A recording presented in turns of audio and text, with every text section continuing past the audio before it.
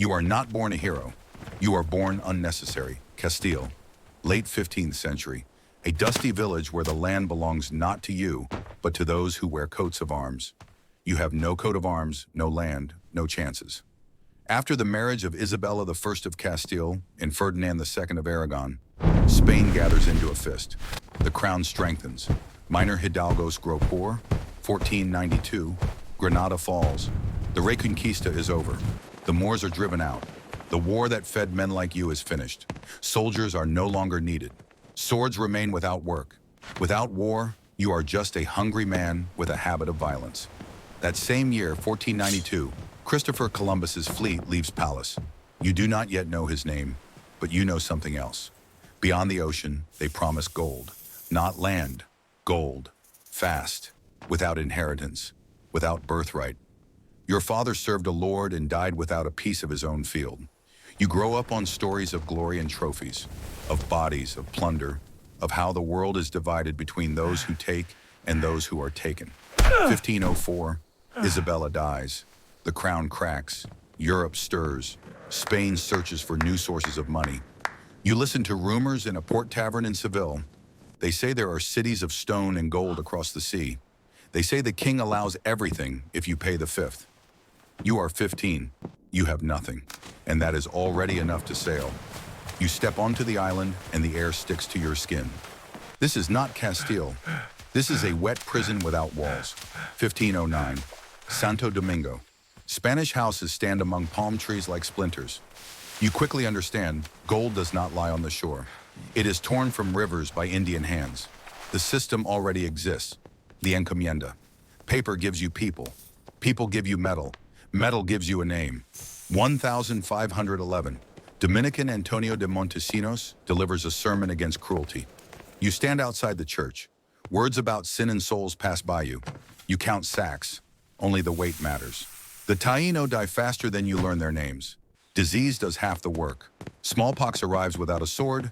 You watch villages empty. Fewer workers, less gold. That means you must go further. 1513. Vasco Núñez de Balboa sees the Pacific Ocean. The news spreads through the colonies. If there is another ocean, there are more lands. If there are lands, there is more plunder. You learn a new craft, not fighting, managing fear, dividing plunder so soldiers remain angry, but loyal. Writing reports so the crown sees profit, not corpses. You are no longer a poor hidalgo. You are a cog in the machine that grinds islands into dust. But islands run out. You understand a simple thing. The sword is only half the work. The other half is paper. 1518. The governor of Cuba, Diego Velázquez de Cuellar, issues expedition licenses.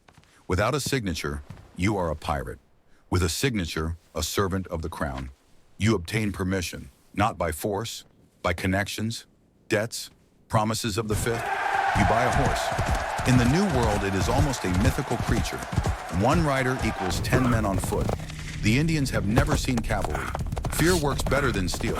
You gather men, not saints, debtors, fugitives, impoverished hidalgos. You promise them golden land. They believe you because they have no choice. 1519. Ships leave Havana under Hernán Cortés. You watch his audacity. He defies Velázquez and sails without permission. He burns bridges, literally. The ships are sunk off Veracruz.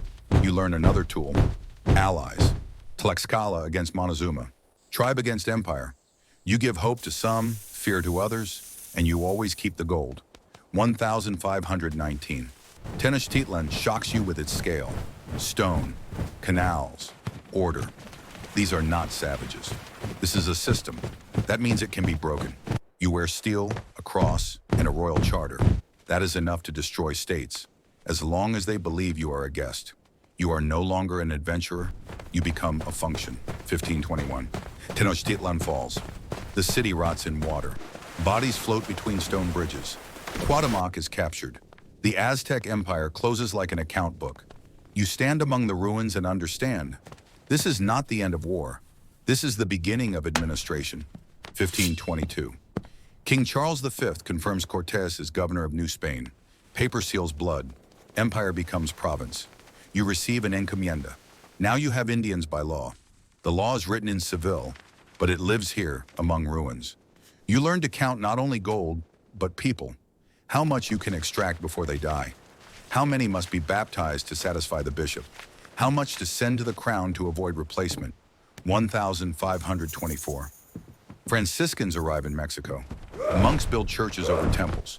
You build a house from stones taken from pyramids. The new order grows on the bones of the old. You entered the system through violence, but remain in it through reports, seals, and percentages. Now you depend not on the sword, but on the favor of the viceroy. Empire is a machine. You are inside it, and it already counts you as its own. You no longer search for gold, it searches for you. 1533. In Cajamarca, Francisco Pizarro captures Atahualpa. A room fills with gold to the height of a raised hand. The Inca Empire breaks in a single evening. You see numbers that once sounded like myth. Silver begins to flow differently, not in sacks, in caravans. 1545. Potosi is discovered. Cerro Rico becomes a wound that never heals. You invest in supply, labor, transport. You are no longer a soldier. You are a share in extraction. 1535. The Viceroyalty of New Spain is created. 1542. The new laws are signed. The crown limits encomenderos. You feel the threat. Paper again proves stronger than steel. You buy titles. Marry correctly. Build a stone house in Mexico City with a courtyard and fountain. Your name is spoken without mockery. Your sons learn to read. They do not know the smell of a storm-soaked deck. Galleons cross the Atlantic under Charles V. You count shares from every bar. Europe fights over silver mined by your Indians. You reach the peak, but the peak is where everyone can see you, and the crown begins to count not your profit, but your independence. You understand, gold does not belong to the one who takes it. It belongs to the one who stamps it. 1542. The new laws This forbid decree inheritance is of final, encomiendas. but sire, Your our property rights, becomes this temporary. cannot stand. The ground Obey the beneath your king's house will. becomes foreign. 1543. Gonzalo Pizarro rebels. 1548. He is executed. The crown reminds everyone who rules. You no longer fight Indians. You fight bureaucracy. Disease empties provinces. You import Africans. Labor changes color, not purpose.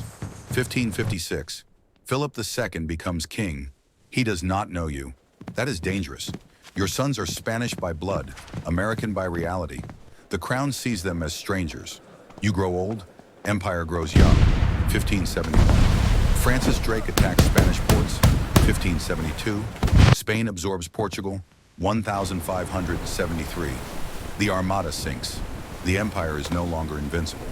Silver flows, Companions, but power the hour shifts. is late. We must You ready are ourselves. no longer a conqueror. We are ready, sir. You are a survivor of Stay the first wave. 1598. Philip II dies. 1599. Spain declares bankruptcy. You die not on Let a us commit battlefield, this but body in a to the stone earth. house built from Amen. stolen Ashes temples. to ashes, You are dust to buried in a dust. church Amen. built over a destroyed god. A priest speaks. Indians dig your grave. The empire remains. But the age of conquistadors ends with you.